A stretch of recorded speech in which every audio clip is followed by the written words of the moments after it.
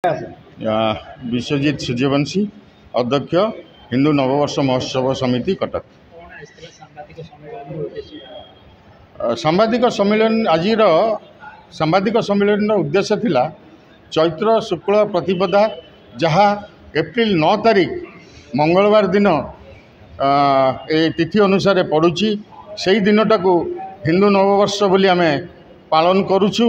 पालन करिवार कारण हला जे से दिन आपणकर ब्रह्मा सृष्टि रचना करथिले एवं जेहेतु आमे हिंदू भाषाभाषी एवं हिंदू धर्मीय सनातनी धर्मी आमे समस्त साधारण जनसाधारण आमर मन रखा उचित हेब जे ख्रीष्टाब्द एवं ख्रीष्टपूर्वर कथा। ख्रीष्टपूर्व आमे एई तिथिटी आमरी नूतन वर्ष थिला ख्रीष्टाब्द ताहा जनवरी 1 रे परिणत हो गला। तेणुकरी सारा पृथ्वी से तारीख रे चलिले भी आमर धर्मीय शास्त्र तिथि पांजी आपणकर जहाँ विवाह व्रत समस्त यही तिथि को धरिकी आरंभ हुए।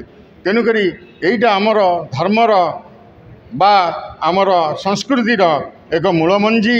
तेणुकरी यही मंजीटे को भविष्य वंशधर मानक प्रचार करने प्रसार करने मन रखापी यही व्यवस्था एवं यही व्यवस्था मध्य आपणकर पिठापुर ठारू एक साधारण राली आपणकर जीव से आमर पुराना परंपरा आखड़ा आपणकर लौड़ी खेल संकीर्तन एवं विभिन्न गीत गान माध्यम ये उत्सव को पालन करा जीवो एवं यह हरिपुर बाहरी दोलमुंडाई दे आपणकर LIC कॉलोनी माछ बजार ठारे पहुँचब। LIC पड़िया पाखे सेठारे आमे संवर्धना सभा रखीचु।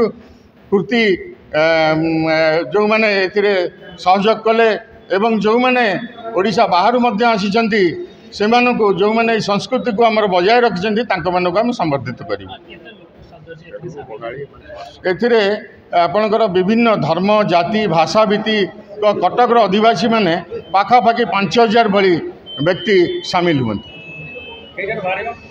एठू आमर संध्या 4टा समय प्रोसेसन बाहर एवं संध्या 7टार से आप शहीद पार्क मंच रे पहुँचब।